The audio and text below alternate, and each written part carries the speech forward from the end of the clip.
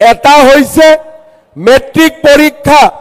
যিসকল ছাত্ৰ ছাত্ৰীয়ে এই বছৰ মেট্ৰিক পৰীক্ষা দিব তেওঁলোকে যাতে কিতাপ পত্ৰ কিনিব পাৰে পৰীক্ষাৰ বাবে নিজক সাজু কৰিব পাৰে 15 নৱেম্বৰৰ পৰা মেট্ৰিক পৰীক্ষা নোহোৱালৈকে আমি তেওঁলোকক মাহত 300 টকাকৈ তেওঁলোকৰ একাউণ্টত আমি দি যাম যাতে কোনো এগৰাকী ল'ৰা ছোৱালীয়ে টকাৰ অভাৱত নোট এখন কিনিব নোৱাৰাকৈ থাকে কিতাপ এখন কিনিব নোৱাৰাকৈ থাকে আজি নিযুত মইনা আঁচনি পোৱা ছাত্ৰীসকলক মই কি দিম নকওঁ